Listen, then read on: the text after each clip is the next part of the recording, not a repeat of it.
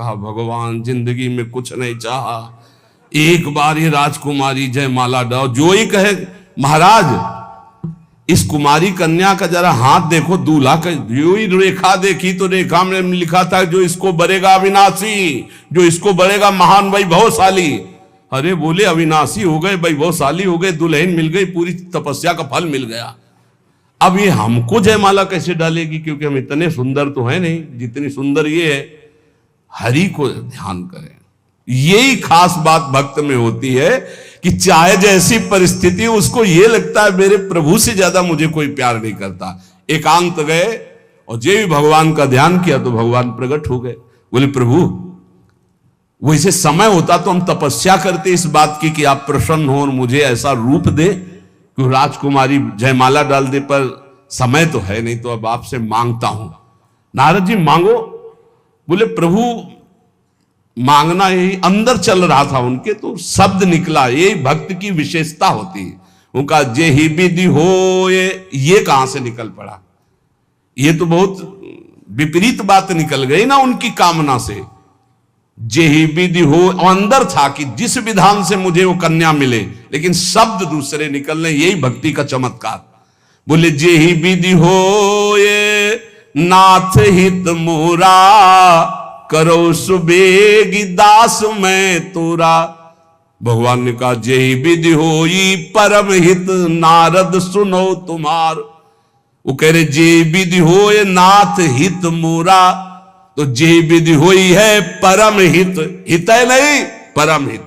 नारद जी को लगा परम हित तो बढ़िया हरि रूप, तो बोले प्रभु हरि रूप दे दो। बोले तथास्तु। और शास्त्रों में हरि शब्द को बंदर भी कहते हैं। भगवान ने ऐसा बंदर नहीं दिया कि अच्छा वाला, मरकट बदन भयंकर दे, बड़ा ऐसा विचित्र रूप, यहां से ऐसे दांत निकले हुए कि राजकुमारी देखते ही डर जाए, बड़ी ठसक में जाते हैं। अब जिस राजा के पास जाते हैं उसको नारद जी दिखाई देते हैं, खड़ा हो जाता है, आप जाके बैठ जाते हैं।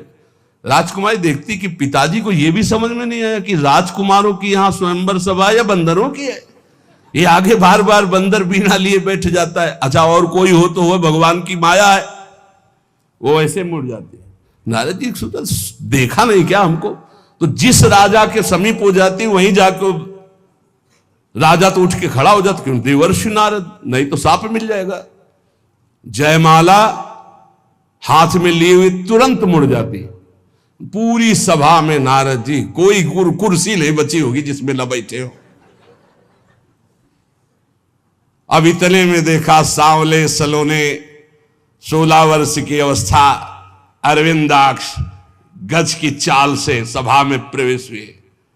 देखते ही जयमाला डाल दी, हाथ पकड़ा लेके चल दिया। नारद जी ने कहा कि ये नेत्र पहचाने से लगते हैं, रूप तो थोड़ा बदला हुआ है, लेकिन ये ऐसा लगता है हरि है क्या? पहले भगवान शंकर के पार्षद थे, बोले थोड़ा अपना चेहरा भी देख लो, बहुत दुल्हन की चाह में हो।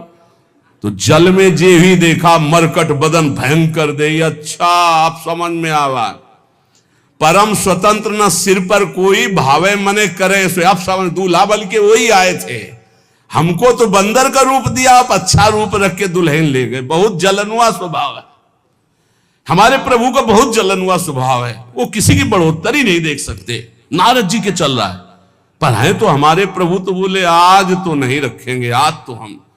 और जो ही भागे प्रभु की तरफ, परम धाम की तरफ, तो रास्ते में मिल गए, एक तरफ लक्ष्मी जी और एक तरफ राजकुमारी। कभी इधर मुस्कुरा के बात करते, कभी इधर। नारद जी देख के चल गए, तुम्हारे पास तो थी ना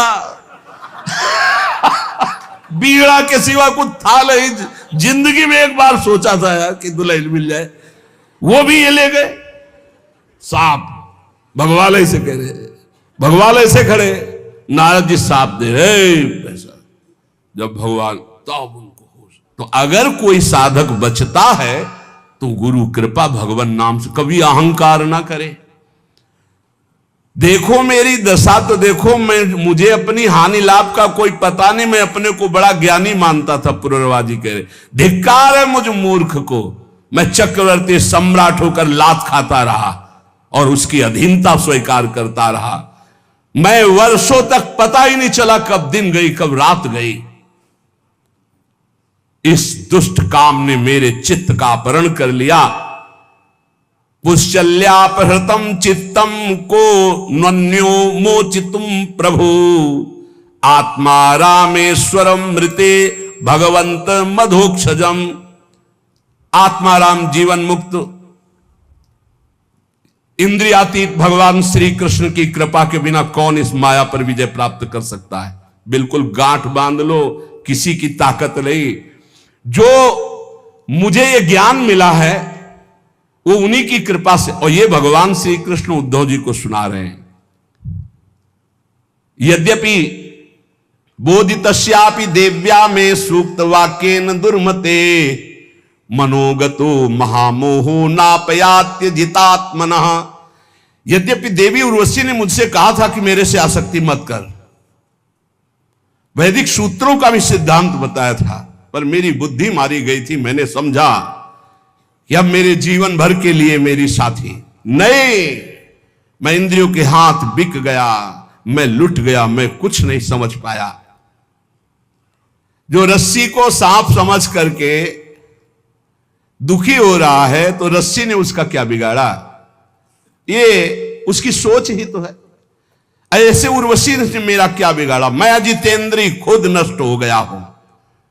क्वायम मली मशह कायो दौर्गंध्याद्यात्म को असुचि, क्वा गुणा सोमनस्याद्या हृदयासो अविद्या कृतः। कहा ये मैला कुचैला मलमूत्र से भरा शरीर अपवित्र, और कहा मैं आरोप कर रहा था कितनी सुकुमारी, कितनी सुंदर, कितनी पवित्र, कितना सुगंध, किस ये सब मेरे अज्ञान की हद हो गई। पुत्रो किम स्वम्नु भार्याया स्वामिनोग्ने स्वगृद्धयो, किम आत्मनः किम सुहृदामिति यो नावसीयते। ये शरीर किसका है?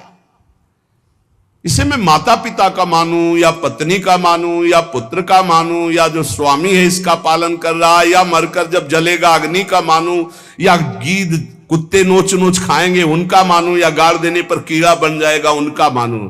अरे क्या है ये शरीर? मायाकृत। इसी पे आसक्त होकर परमात्मा चिंतन छोड़ दिया और कामाधीन हो गया। मलमूत्र से भरे हुए उस भांड को मैंने सुख माना। प्रभु आपने जो ज्ञान दिया इसी से बच गया।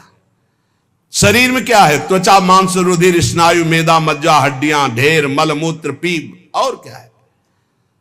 प्रवचन करना सरल है, और क्या है? पर आसक्ति हटाना केवल नाम जप से होगा। मेरी प्रार्थना मान लेना, केवल नाम जप से। भगवान की शरण में होकर जो नाम जप कर रहा है, हर कदम वो करो सदा तिनके रखवारी, जिम बालक राखे महतारी। अपनी भलाई समझने वाले साधक को चाहिए अथापि नोपसज्जेत स्त्री सुस्त्रैणेषु चार्थविद विषेन्द्रिय संयोगान मना क्षुभ्यति नान्यथा। अपनी भलाई समझने वाले पुरुष को स्त्री लंपट पुरुषों का और कामिनी कामी का संग त्याग देना चाहिए।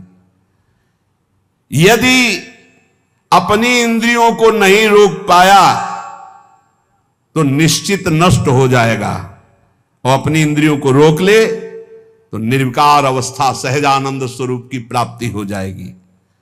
देखो, इंद्रियों का संयोग करने के लिए मन लालायित है कि एक बार हो जाए तो मन को समझा दूंगा, लेकिन एक बार संयोग हो गया तो तृष्णा जीने नहीं देगी। पक्की बात समझ। ये ऐसा दलदल है, एक बार जो उतरा तो गुरु हरि चाहे निकाल ले, बकाया दूसरा स्वयं निकल पावे, ऐसा किसी की सामर्थ्य नहीं। शब्द याद कर लो, गुरु और हरि के सिवा कोई ऐसा नहीं कि इस दलदल में जो उतरा उसको निकाल ले, अंतिम समय तक नहीं निकल पाएगा। केवल गुरु और हरि निकाल सकते हैं, वो एक ही, हरि गुरु एक ही है। तस्मात् संगो न कर्तव्य स्त्री स्त्रैणेषु चेन्द्रियै विदुषाम चप्य विश्रब्धा षड्वर्गा किमु मादृशाम। इसलिए वाणी कान मन और इंद्रियां, इनसे गंदी बातें सुनना और देखना बंद करो। पहले तो कभी कोई दृश्य जंगल आदि में एकांतिक दिखाई दे जाए तो साधक को सावधान होने की बात कही गई थी। पशु पक्षियों के सहवास देखने से मना किया गया था। अब तो मोबाइल है, इसमें तो बहुत से बच्चे आकर बताते हैं कि हमने ऐसे दृश्य देखे जिनके कारण हमारी कुमार्गगामी बुद्धि हो गई और मैं भ्रष्ट होते होते ऐसी दुर्दशा को प्राप्त हो गया।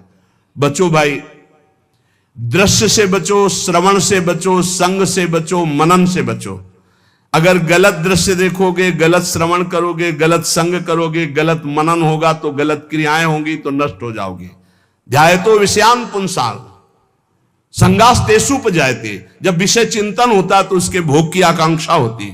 संगात संजायते कामः, कामात क्रोधो भी जायते, क्रोधात भवति सम्मोहा, सम्मोहात स्मृति विभ्रमा, स्मृति भ्रंशात बुद्धिनाशो, बुद्धिनाशात प्रणश्यति। सर्वनाश का जड़ है भोग चिंतन, भोग श्रवण, भोग दर्शन, भोग क्रिया।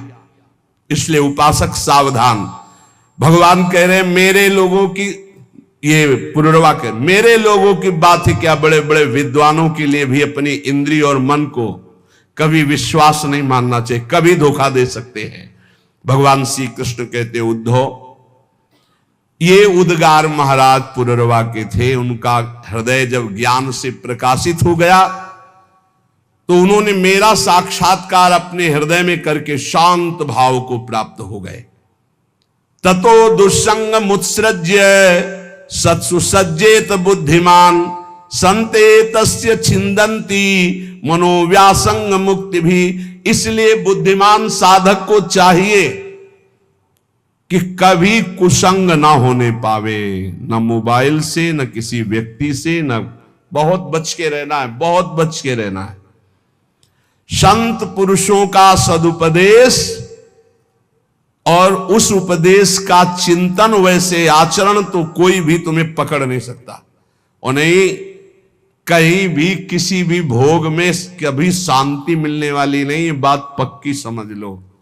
जहां उर्वशी जी हैं, मेनका जी हैं, रंभा जी हैं, बड़ी बड़ी अप्सराएं, वहां देवराज इंद्र उनका स्वामी है, इसके बाद भी उसको शांति नहीं है, वो भी विषयी है। देवताओं का स्वामी भगवत स्वरूप होते हुए भी विषयी है। इसका मतलब है बिना भगवान का नाम जप के, भजन किए इन विषयों पर विजय प्राप्त नहीं की जा सकती, चाहे जितने भोग हो।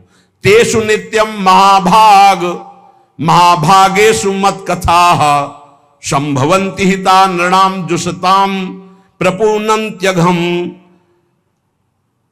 हम उनके भाग्य की क्या सराहना करें जो संतों के संग में मेरी लीला कथा सुनते रहते। भगवान कह रहे हैं क्योंकि संत समागम में ऐसे सिद्धांत, ऐसी बातें, ऐसी चर्चा होती, मेरी कथाएं होती जो हृदय को पवित्र करके दृढ़ बनाती है।